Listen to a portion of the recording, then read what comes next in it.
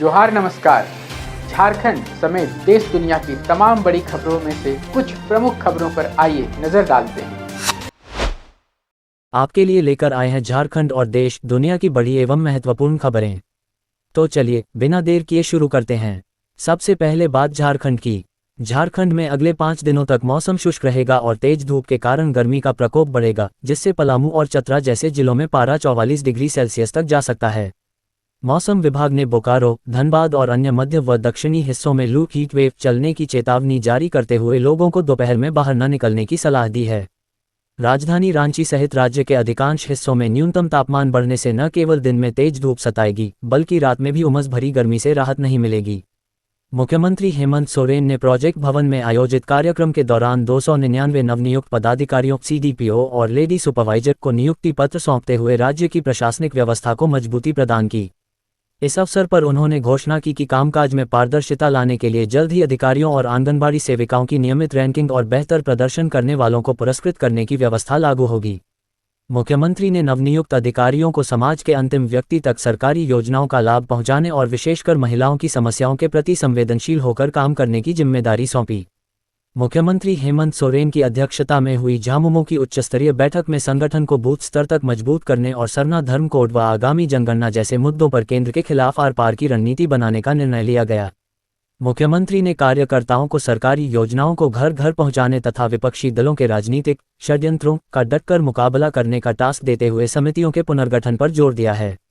पश्चिम बंगाल विधानसभा चुनाव के पहले चरण के मद्देनजर झारखंड के 10 सीमावर्ती जिलों में हाई अलर्ट जारी कर सीमा को 5 किलोमीटर तक सील कर दिया गया है और 52 चेकपोस्टों के जरिए सुरक्षा बढ़ा दी गई है। शांतिपूर्ण मतदान सुनिश्चित करने के लिए शराब की दुकानें बंद रखने, हर वाहन की सघन जांच करने और झारखंड पुलिस की 33 कंपनियों को सुरक्षा व्यवस्था में तैनात करने जैसे कड़े कदम उठाए गए हैं। झारखंड उच्च न्यायालय के सेवानिवृत्त न्यायाधीश अमिताभ कुमार गुप्ता ने 5 साल के लंबे अंतराल के बाद राज्य के नए लोकायुक्त के रूप में पद और गोपनीयता की शपथ ली है। चारा घोटाला जैसे मामलों का अनुभव रखने वाले जस्टिस गुप्ता की इस नियुक्ति से राज्य में भ्रष्टाचार से जुड़े मामलों की जांच और न्यायिक सक्रियता में तेजी आने की उम्मीद है। एशियन चैंपियनशिप में पदक जीतकर झारखंड का नाम रोशन करने वाले खिलाड़ियों ने रांची के उपायुक्त मंजूनाथ भजंत्री से मुलाकात की, जिन्होंने दिनेश कुमार, बसंती और रेशमा की उपलब्धियों की सराहना करते हुए उन्हें सम्मानित किया। उपायुक्त ने खिलाड़ियों को उनकी अंतर्राष्ट्रीय सफलता पर बधाई देते हुए भविष्य के लिए प्रोत्साहित किया और जिला प्रशासन की ओर से हर संभव सहयोग का भरोसा दिलाया। हजारीबाग के बहुचर्चित 28 करोड़ रुपये के कोषागार घोटाले में अदालत ने मुख्य आरोपी धीरेन्द्र सिंह की जमानत याचिका को अपराध की गंभीरता देखते हुए खारिज कर दिया है। वित्त विभाग की जांच में खुलासा हुआ कि पिछले 8 वर्षों के दौरान पुलिस विभाग की लेखा शाखा के 3 सिपाहियों और उनकी पत्नियों ने मिलीभगत कर सरकारी राशि को निजी खातों में ट्रांसफर किया था। इस मामले में पुलिस अब ट्रांजैक्शन ट्रेल की गहन जांच कर रही है और बुधवार को मुख्य आरोपी शंभू कुमार की पत्नी काजल कुमारी की जमानत याचिका पर महत्वपूर्ण सुनवाई होनी है। झारखंड हाईकोर्ट ने गुमला से 7 साल पहले लापता हुई 6 वर्षीय बच्ची के मामले में पुलिस की कार्यप्रणाली पर कड़ी नाराजगी जताते हुए डीजीपी को सख्त फटकार लगाई है। अदालत ने स्पष्ट चेतावनी दी है कि यदि अगले 2 सप्ताह के भीतर पुलिस जांच में कोई ठोस परिणाम नहीं मिला तो इस मामले की जांच सीबीआई को सौंप दी जाएगी। रांची के पंडरा इलाके में जमीन कारोबारी भार्गव सिंह उर्फ अंकित सिंह की गोली मारकर हत्या कर दी गई, जिसका पूर्व में बिहार विधानसभा का फर्जी कर्मचारी बनकर करोड़ों की ठगी करने और वर्तमान में एक मंत्री का करीबी होने का विवादित इतिहास रहा है। पुलिस इस हत्याकांड की जांच जमीन विवाद के कोण से कर रही है, जिसमें हुरहुरी की एक जमीन को लेकर विजय हेनरिक टेटे के साथ हुए हालिया विवाद और मृतक के रिश्तेदारों से अनबन को मुख्य संदिग्ध माना जा रहा है। घटना पर प्रतिक्रिया देते हुए रक्षा राज्य मंत्री सह रांची के सांसद संजय सेठ ने कहा, राज्य की स्थिति बिहार के जंगल राज की याद दिलाने जैसी लग रही है। देवघर के बाबा बैद्यनाथ धाम में बाबा और माता पार्वती के मंदिरों को जोड़ने वाला पवित्र गठबंधन धागा अचानक टूटने से श्रद्धालुओं के बीच उत्सुकता और इसे प्रसाद के रूप में पाने की होड़ मच गई। हालांकि मंदिर के पुरोहितों ने इसे लेकर मिली जुली राय व्यक्त की है, लेकिन भंडारियों द्वारा धागे को तुरंत दोबारा बांधकर स्थिति को सामान्य कर दिया गया। झारखंड लोक सेवा आयोग जेपीएससी द्वारा 19 अप्रैल 2026 को आयोजित सिविल सेवा परीक्षा में रोल नंबर बॉक्स की कमी, बायोमेट्रिक लापरवाही और गलत उत्तर कुंजी जैसे गंभीर आरोपों के बाद विवाद खड़ा हो गया है। छात्र नेता देवेंद्र नाथ महतो ने इन अनियमितताओं और प्रश्न पत्रों की त्रुटियों को लेकर मुख्यमंत्री कार्यालय से मामले की निष्पक्ष एवं उच्चस्तरीय जांच कराने की पुरजोर मांग की है। झारखंड शिक्षक पात्रता परीक्षा JTET 2026 के लिए ऑनलाइन आवेदन की प्रक्रिया 21 अप्रैल से शुरू हो गई है, जो 21 मई तक चलेगी। राज्य में 10 साल के लंबे अंतराल के बाद आयोजित हो रही इस परीक्षा में अभ्यर्थियों को अधिकतम उम्र सीमा में 9 वर्ष की बड़ी छूट दी गई है, जिससे हजारों अनुभवी उम्मीदवारों को शिक्षक बनने का मौका मिलेगा। वर्ष 2024 में आवेदन कर चुके अभ्यर्थियों को भी पुनः फॉर्म भरना अनिवार्य होगा। हालांकि उन्हें दोबारा परीक्षा शुल्क नहीं देना होगा और वे कक्षा 1 से 8 तक के दोनों स्तरों के लिए आवेदन कर सकेंगे। उत्पाद सिपाही भर्ती पेपर लीक मामले में पुलिस ने सरगना अतुल वत्स समेत 5 मुख्य आरोपियों को 3 दिन और 3 अभ्यर्थियों को 2 दिन की रिमांड पर लेकर पूछताछ शुरू कर दी है, ताकि इस संगठित सॉल्वर गिरोह के पूरे नेटवर्क का खुलासा किया जा सके। दूसरी ओर, केस डायरी पेश न होने के कारण मामले में गिरफ्तार अन्य 74 अभ्यर्थियों की जमानत पर सुनवाई 25 अप्रैल तक के लिए टल गई है। रांची यूनिवर्सिटी के स्नातक सेमेस्टर 4 की भूगोल विषय की करीब 70 कॉपियां जांच के लिए बिहार भेजे जाने के दौरान गायब हो गई हैं, जिससे छात्रों को अब औसत अंक एवरेज मार्क्स देने का फैसला किया गया है। संविदाकर्मियों के भरोसे कॉपियां भेजने और बार बार होने वाली ऐसी घटनाओं ने विश्वविद्यालय की सुरक्षा व्यवस्था और अधिकारियों की जवाबदेही पर गंभीर सवाल खड़े कर दिए हैं। रांची के खेलगांव स्थित ओरिएंट कपड़ा कंपनी के मजदूरों ने वेतन में देरी और अनियमितता के विरोध में प्रदर्शन करते हुए प्रबंधन पर अनदेखी का आरोप लगाया है। कर्मचारियों का कहना है कि समय पर सैलरी न मिलने से उनके सामने राशन, किराया और बच्चों की पढ़ाई जैसे बुनियादी खर्चों का संकट खड़ा हो गया है। प्रदर्शनकारियों ने चेतावनी दी है कि यदि जल्द ही वेतन भुगतान की व्यवस्था दुरुस्त नहीं की गई तो वे काम ठप कर आंदोलन को और तेज करेंगे। सिमडेगा शहर में पिछले 10 दिनों से जलापूर्ति ठप होने के कारण भीषण जल संकट पैदा हो गया है, जिसका मुख्य कारण 1985 की पुरानी मशीनरी और मुख्य मोटर में आई तकनीकी खराबी है। नगर परिषद आवश्यक कलपुर्जे ओडिशा से मंगाने और मरम्मत कार्य में जुटी है, लेकिन नियमित आपूर्ति बहाल होने में अगले रविवार तक का समय लग सकता है, जिससे जनता में भारी आक्रोश है। कोल इंडिया के निदेशक मंडल ने नॉन एग्जीक्यूटिव कैडर कर्मचारियों के लिए सेवानिवृत्ति के समय मिलने वाले सेटलिंग इन अलाउंस को 12,000 रुपये से बढ़ाकर 20,000 रुपये करने की मंजूरी दे दी है। कंपनी द्वारा जारी आदेश के अनुसार ये लाभ उन कर्मचारियों को आवास खाली करने का प्रमाण पत्र प्रस्तुत करने पर मिलेगा जो वर्तमान में कंपनी के क्वार्टर या लीज पर लिए गए आवासों में रह रहे हैं। भीषण गर्मी के कारण बिजली की मांग बढ़कर 300 मेगावाट तक पहुंचने और तेनुघाट पावर यूनिट में तकनीकी खराबी आने से धनबाद में रोटेशन के आधार पर भारी कटौती की जा रही है। डीवीसी से पर्याप्त अतिरिक्त बिजली न मिलने और बुनियादी ढांचे पर बढ़ते लोड की वजह से शहर के कई इलाकों में हर आधे घंटे पर बिजली गुल हो रही है, जिससे आम जनजीवन और व्यावसायिक गतिविधियां बुरी तरह प्रभावित हुई हैं। पूरे झारखंड के लोग बिजली बार बार काटने जाने से इस भीषण गर्मी में परेशान और आक्रोश में हैं। इतनी खराब गुणवत्ता पर भी दरों में बार बार बढ़ोतरी किए जाने से आम नागरिकों के लिए कष्टकारी स्थिति बन गई है। जमशेदपुर के एग्रीको ट्रांसपोर्ट मैदान में कोल्हान प्रमंडल के 90 खिलाड़ियों के लिए खो-खो ग्रेडिंग ट्रायल का आयोजन किया गया, जिसमें उनके खेल कौशल और तकनीकी बारीकियों का मूल्यांकन किया गया। राज्य सचिव संतोष कुमार के अनुसार पूरे झारखंड में चल रही इस ग्रेडिंग प्रक्रिया के आधार पर ही खिलाड़ी भविष्य की राज्य स्तरीय प्रतियोगिताओं में भाग ले सकेंगे।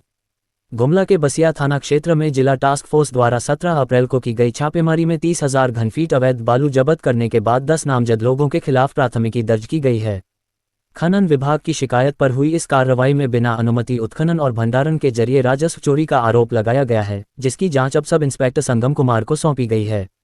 दुमका में NH 133 पर जमुनिया गांव के पास पलटे एक ट्रक से करीब 2 करोड़ रुपए की अवैध शराब बरामद की गई है, जिसे आटा और डिटर्जेंट के बोरों के बीच छिपाकर बिहार ले जाया जा रहा था।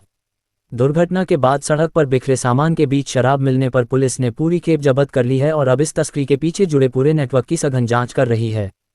गिरिडीह के स्टेशन रोड स्थित बिजली विभाग के गोदाम में अचानक आग लगने से लाखों की संपत्ति के साथ पास की 2 दुकानें जलकर राख हो गईं। फायर ब्रिगेड की अनुपलब्धता के बीच स्थानीय लोगों और पुलिस ने कड़ी मशक्कत के बाद आग पर काबू पाया, जिससे पास की धर्मशाला तक लपटे पहुंचने से पहले एक बड़ा हादसा टल गया। अब देखिए राष्ट्रीय एवं अंतर्राष्ट्रीय सुर्खियां। अमेरिकी राष्ट्रपति डोनाल्ड ट्रंप द्वारा समझौते के अभाव में बमबारी शुरू करने की सीधी धमकी के बावजूद ईरान ने अमेरिका के साथ दूसरे दौर की शांति वार्ता का बहिष्कार कर दिया है। ट्रंप ने दावा किया है कि सैन्य क्षति के कारण ईरान के पास समझौते के अलावा कोई विकल्प नहीं बचा है, जबकि ईरान ने वार्ता के लिए अपना प्रतिनिधिमंडल पाकिस्तान भेजने से इनकार कर दिया है। बुधवार को युद्धविराम की अवधि समाप्त होने वाली है, जिससे दोनों देशों के बीच तनाव चरम पर पहुंच गया है और भविष्य में सैन्य टकराव की आशंका बढ़ गई है। ईरान की संसद ने होर्मुज जलमरुमध्य पर नियंत्रण के लिए एक नए 12 अनुच्छेद वाले प्रस्ताव को मंजूरी दी है, जिसके तहत वहां से गुजरने वाले जहाज़ों से सुरक्षा और पर्यावरणीय सेवाओं के बदले ईरानी रियाल में टोल टैक्स वसूलने का प्रावधान है। इस कानून के लागू होने पर ईरान को यह अधिकार मिल जाएगा कि वह विरोधी देशों के जहाज़ों पर प्रतिबंध लगा सके और नियमों का उल्लंघन करने वाले जहाज़ों तथा उनके 20% माल को जब्त कर सके। अमेरिका और इजरायल के साथ बढ़ते तनाव के बीच ये कदम अंतर्राष्ट्रीय जलमार्ग पर ईरान की कानूनी और सैन्य पकड़ को और मजबूत करने की एक रणनीतिक कोशिश है। पश्चिम बंगाल विधानसभा चुनाव 2026 के पहले चरण के लिए तूफानी प्रचार मंगलवार शाम को थम गया, जिसके बाद अब 23 अप्रैल को उत्तर और दक्षिण बंगाल के 152 निर्वाचन क्षेत्रों में मतदान होगा। शांतिपूर्ण वोटिंग सुनिश्चित करने के लिए चुनाव आयोग ने केंद्रीय बलों की रिकॉर्ड 2450 कंपनियां तैनात की हैं और लगभग 3.60 करोड़ मतदाता शुभेंदु अधिकारी व अधीर रंजन चौधरी जैसे दिग्गजों की किस्मत का फैसला करेंगे। इस बार चुनाव में मतदाता सूची का पुनरीक्षण और सांस्कृतिक अस्मिता जैसे मुद्दे चर्चा के केंद्र में रहे, जबकि सुरक्षा के लिहाज से 8000 से अधिक बूथों को संवेदनशील घोषित किया गया है। केंद्रीय गृह मंत्री अमित शाह ने कुल्टी की रैली में ममता सरकार पर भ्रष्टाचार और तुष्टीकरण का आरोप लगाते हुए कहा कि भाजपा की सरकार बनते ही घुसपैठियों को बाहर निकाला जाएगा और सिंडिकेट राज का अंत किया जाएगा। उन्होंने बंगाल में समान नागरिक संहिता (यूसीसी) लागू करने, महिलाओं को मासिक 3000 रुपये देने और अवैध खनन बंद कर कुल्टी को फिर से आयरन सिटी बनाने जैसी 13 बड़ी घोषणाएं करते हुए टीएमसी के गुंडों को सख्त कार्रवाई की चेतावनी दी।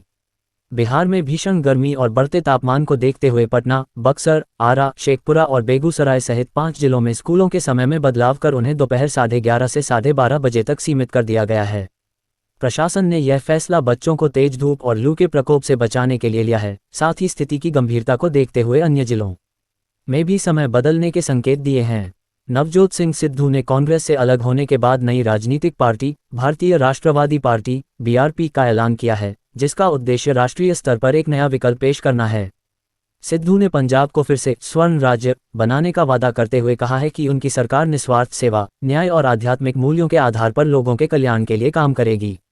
ओडिशा सरकार ने ऐतिहासिक निर्णय लेते हुए मेडिकल और तकनीकी शिक्षा में एसटी आरक्षण को बढ़ाकर 22.5% और एससी आरक्षण को 16.25% कर दिया है। साथ ही पिछड़ा वर्ग एससी/बीसी के लिए पहली बार 11.25% कोटा लागू किया है।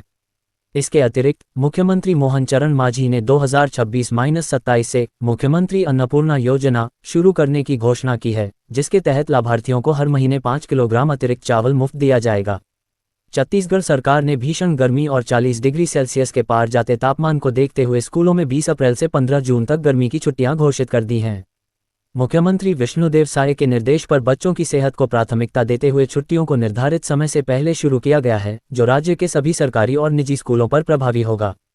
ये थी आज की बड़ी खबरें। अगर आप ऐसे ही अपडेट्स पाना चाहते हैं तो हमारे YouTube चैनल को सब्सक्राइब करें, Facebook पेज को लाइक करें और इस वीडियो को लाइक एवं शेयर जरूर करें। फिर मिलेंगे अगले बुलेटिन में। तब तक के लिए जोहार और नमस्ते।